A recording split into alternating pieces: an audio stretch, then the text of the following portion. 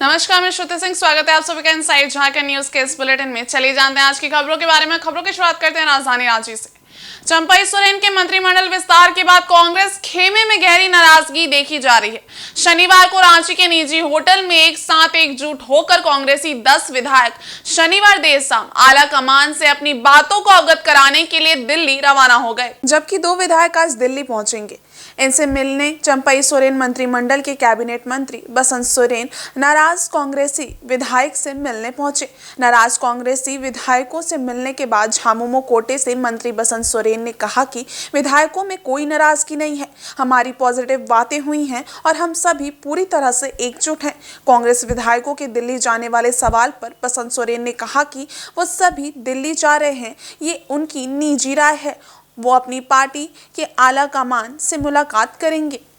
मुझे नाराजगी कहीं नहीं थी, मन में कुछ बातें थी, उनकी भी कुछ शंकाएं थी, वो सारी शंकाओं को दूर किया गया और परिवार एकजुट था और परिवार एकजुट है। क्या दिल्ली जा रहे हैं? बिल्कुल जा रहे हैं, बिल्कुल जा रहे हैं। साथ जाएंगे। आप भी जाइए लोगों के साथ। नहीं, ये उनके पार्टी की बात है। उनके मन में शंका क्या थी, क्या व्यक्त किया? देखिए, कोई शंका ऐसी नहीं थी, कुछ चीजें थी, कुछ मुद्दे थे, वो सारी दूर है।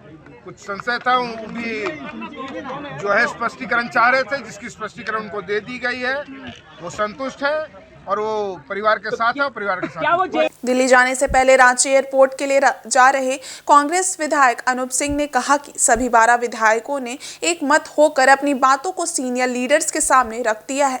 पार्टी में आस्था रखते हुए वो कल दिल्ली में अपनी बातों को रखेंगे। मंत्रिमंडल विस्तार के संबंध में नाराजगी के सवाल पर अनूप सिंह ने बताया कि बसंत सोरेन ने उनसे मुलाकात की है और सभी बातों को गंभीरता से समझा और सुना है, जबकि कांग्रेस विधायक इरफान अंसारी ने साफ कर दिया कि वर्तमान टीम से वो चुनाव नहीं जीतने वाले हैं।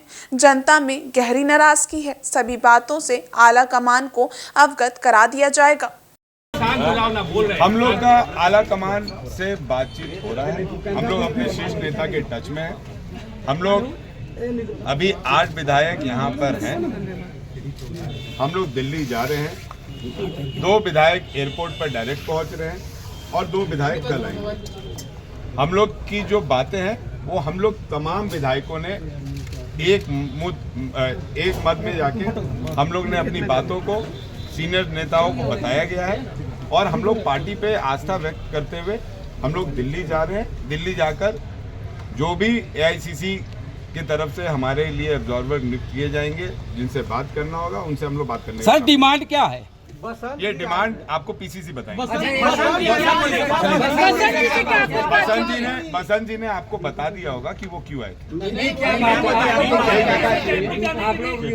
बसंत जी हमारे पार्टी के सीनियर नेता हैं और उस परिवार के बेटे हैं जिस परिवार के नाम पर हमारी गठबंधन मजबूत रहती है। बसंत जी उस परिवार के बेटे होने के नाते कर्तव्यपूर्ण अपना पालन करते हुए आए थे, हमसे बात करते हुए चिंता जताई है उन्होंने और निश्चित तौर पर उन्होंने हमें आश्वासन दिया है कि जो चीज़ें कहीं ना कहीं गलत डायरेक्शन में गई थी पिछले बार, वो इस बार हम लोग सुधारने का काम करेंगे और सभी विधायकों का मान सम्मान रखेंगे। सरकार में किसी तरह पार्टी है, दिल्ली की सब कुछ है, लेकिन वहाँ से तो कहा जा रहा है कि पर्यवेक्षक की नियुक्ति हो गई है, बात विधायक रख सकते हैं और विधायकों का मांग भी गलत नहीं है। हम लोग सोच रहे हैं, विचार रहे हैं। हाँ, तो हम लोग की बातचीत हो रही है, हम लोग को लगता है कि समाधान होगा। तो समाधान होगा तब तक आप लोग दिल्ली में रहेंगे। हाँ। और जो आप लोग का डिमांड है कि एक आदमी एक पद और दूसरा 4 मंत्री, इन तमाम बातों से हम लोगों ने अपने पार्टी को अवगत करा दिया है। हम लोग वेट कर रहे हैं कि पार्टी क्या कहती है, फिर आप लोग को भी बताएंगे। प्रोग्राम दिल्ली जा रहे हैं। दिल्ली क्या वहाँ बात से मिलना है? वहाँ से मुलाकात कीजिए। नाराजगी व्यक्त करने वाले हैं क्या? नाराजगी नहीं, हम लोग जा रहे हैं। नाराजगी क्या बात हुई? देखिए कई सारी बात हुई। क्या बात हुई? एक छोटी ऐसी बात नहीं है कि मतलब हम एक लाइन में बता दें। बहुत सारा बात कहाँ जा रहे हैं? अभी दिल्ली जा रहे हैं। कहाँ? एयरपोर्ट कहाँ? दिल्ली। कहाँ जाएंगे? जी। क्या नाराजगी है अंबाजी? नाराजगी कम हुई अंबाजी। काफ़ी देर तक हम लोगों ने चाय वगैरह नाश्ता वगैरह किया और निश्चित तौर से हमारी भावना को सुन करके, चूँकि वो भी एक आम विधायक थे, वो इस भावना को जानते हैं। अब बसंत जी ने हमको आश्वस्त किया है कि हम लोग जब दिल्ली से लौट करके आएंगे तो हम लोगों की फिर से मुलाकात। विधायक जी, अंतिम सवाल है, किस हद तक ये लड़ाई जारी रहेगी? मैंने तो कहा कि मैं परसों दिन तो हम लोग कार्य वसंत जी से भी बात हुई है, आ करके जिन बातों पे हम लोगों को जो नाराज़गी है उन बातों पे वसंत जी भी बात करेंगे, आला कमान को उन्हीं बातों को। मंत्री लोग फोन नहीं उठाते हैं, ऐसा एक बात क्या है? देखिए कल से ही कशक जी, आप ये बताइए, ये जिद कहाँ तक? सवाल इसी पे टिका है, चाहे वो आपका हो चाहे केंद्रीय नेतृत्व का है, कि ये जिद कहाँ तक है? क्या आर पार के मूड में हैं आप? नहीं, किन्हीं का जिद का नहीं है। आला कमान से बात हुई, हम अपनी भावनाओं से आला कमान का। जो आप लोग का एक डिमांड है कि चारों के चारों बदले जाए, विधायक दल का नेता अलग हो, तो क्या ये जब तक पूरा नहीं होगा तब तक राजेश कश्यप अपनी बात पे अड़े रहेंगे? देखिए, राहुल जी का एक कॉन्सेप्ट है, राहुल जी हर किसी को मौका देना चाहते हैं, और राहुल जी का कहना है एक व्यक्ति एक पद की बात करते हैं। राहुल जी की उन भावना से हम लोग सहमत हैं। और झारखंड प्रदेश विश्वकर्मा समाज अपने अधिकार और हक के लिए पूर्व घोषित कार्यक्रम के तहत अनुषंगी इकाई के हजारों की संख्या में महिला पुरुष मानकों से रांची के मोरहाबादी मैदान के लिए रवाना हुए। यही झारखंड प्रदेश विश्वकर्मा समाज के प्रदेश अध्यक्ष विकास राणा के नेतृत्व में रांची में समाज के हक और अधिकार की मांग को लेकर मोरहाबादी मैदान में सभी का जुटान हो रहा है। इसी कड़ी में जमशेदपुर से विश्वकर्मा समाज और इसके विभिन्न इकाई के लगभग 1000 की संख्या में महिला पुरुष रांची मोरहाबादी मैदान के लिए जमशेदपुर से भी अपने हक और अधिकार के लिए रवाना हुए।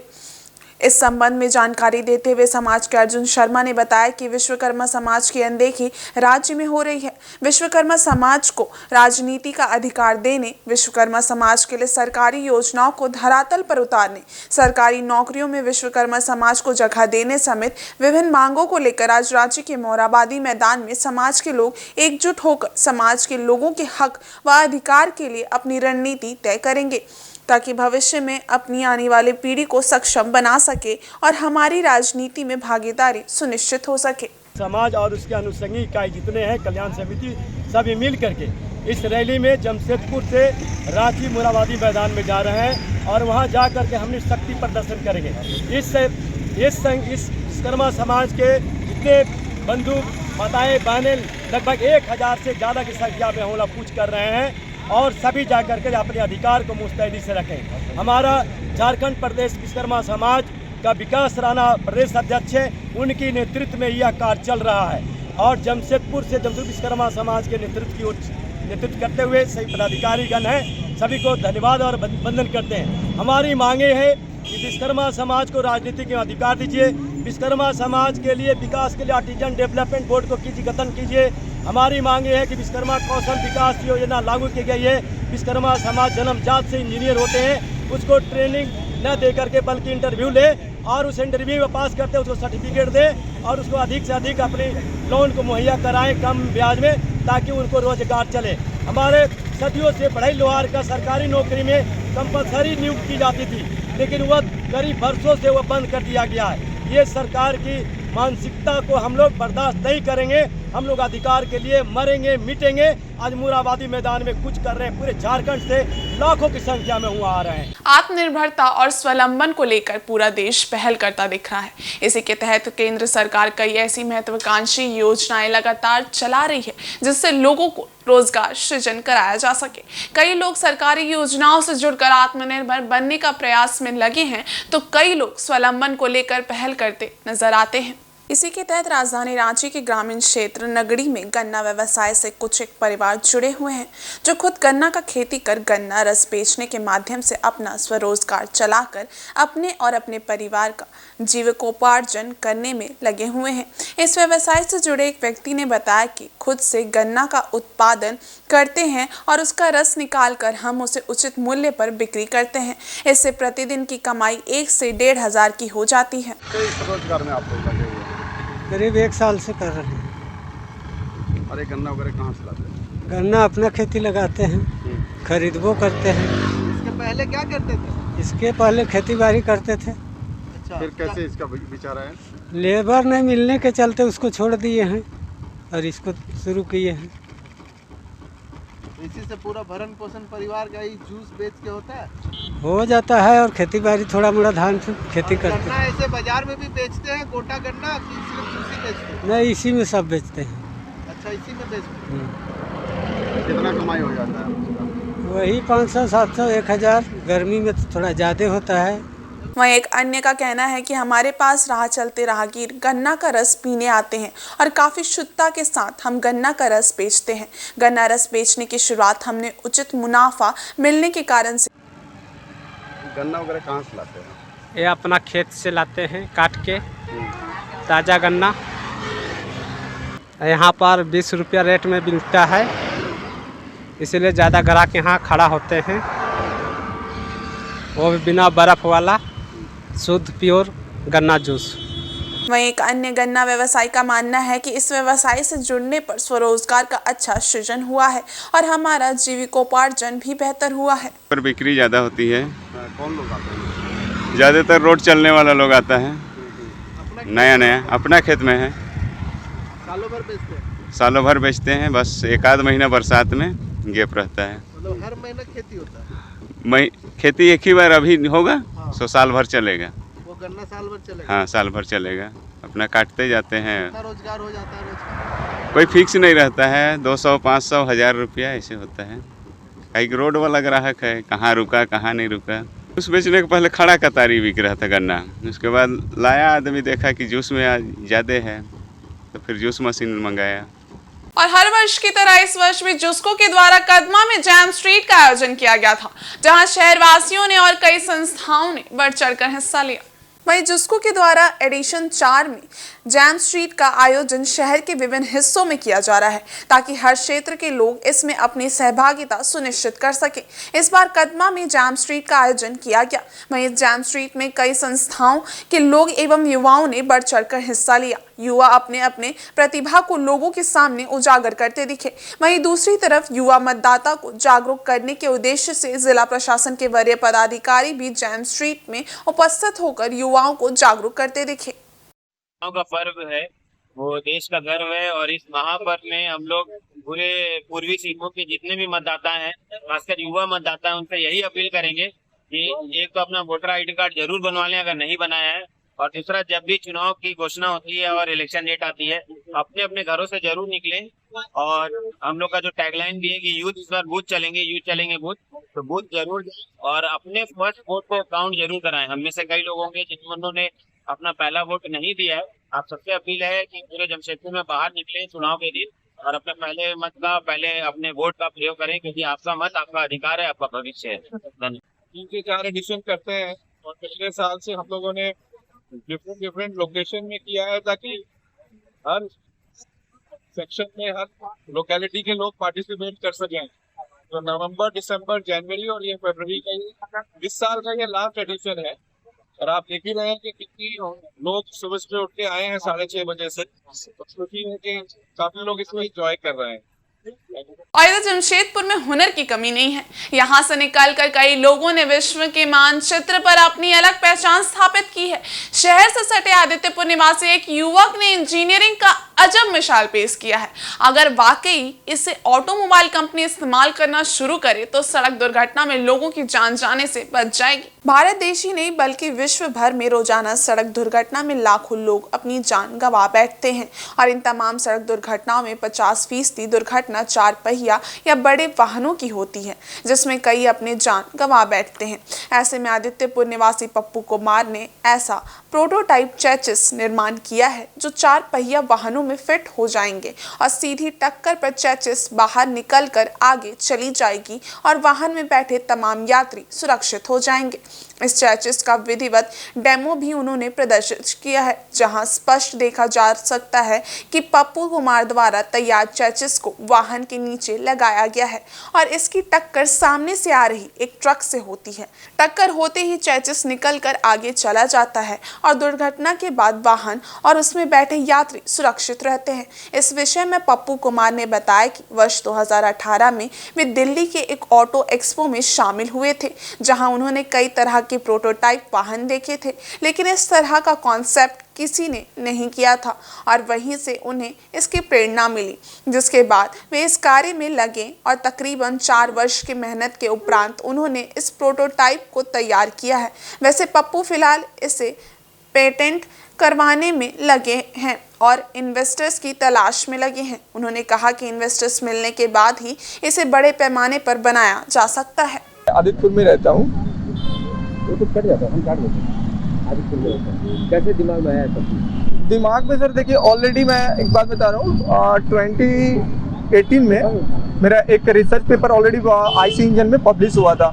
वो भी नेशनल लेवल पे था, नेशनल फिजिकल लेबोरेटरी दिल्ली में मैंने पार्टिसिपेट किया था। तो बहुत सारी चीज़ में देखा कि एक्चुअल अगर गाड़ी में अगर आपको कुछ करना है ना, तो आप सबसे बड़ा प्रॉब्लम उठाइए जो रोड एक्सीडेंट होता है, सबसे बड़ा प्रॉब्लम है। बहुत बेहतर गाड़ी का डिजाइन बना के, बहुत इफिशिएंसी गाड़ी ला के कोई फ़ायदा नहीं है। फ़ायदा ये है कि अगर आप रोड एक्सीडेंट हो रहा है, पैसेंजर को सेव कर रही है आपकी गाड़ी, ये फ़ायदा है। तब मैंने सोचा इस पे फोकस किया जाए। तब से 3 से 4 साल में मैंने ये कॉन्सेप्ट पे ही काम कर रहा है कि नहीं, कैसे ऐसा गाड़ी का डिजाइन बनाया जाए जो किफ़ायती भी हो।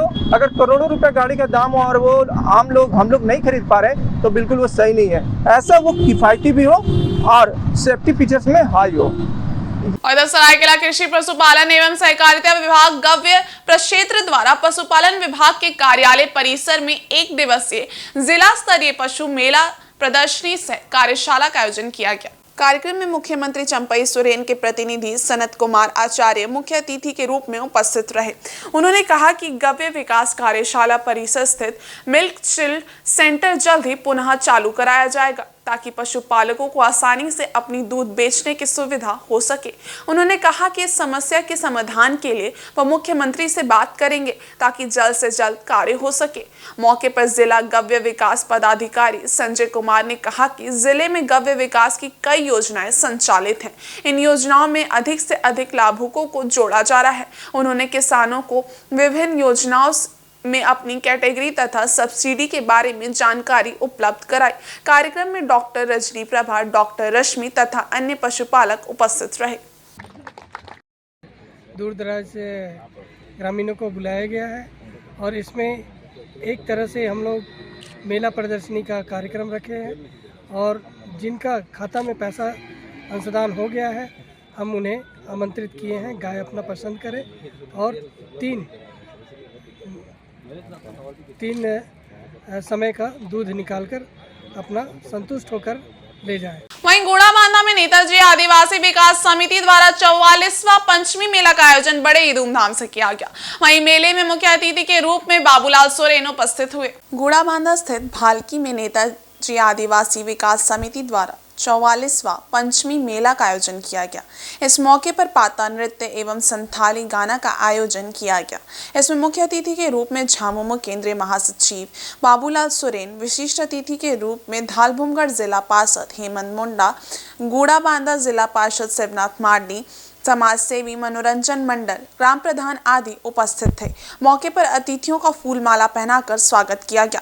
मेले में विभिन्न जगहों से आए नृत्य मंडलियों ने अपना मनमोहक नृत्य प्रस्तुत किया, जिसे देखने दर्शकों का जन सैलाब उमड़ा। अच्छा प्रदर्शन करने वाली टीम को अतिथियों द्वारा पुरस्कृत भी किया गया।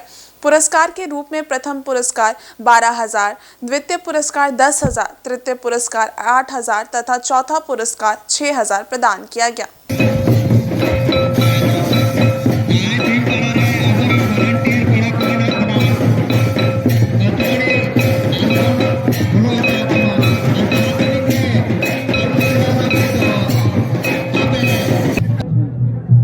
मैं इतना कहना चाहता हूँ कि आने वाला समय में एक विशाल ये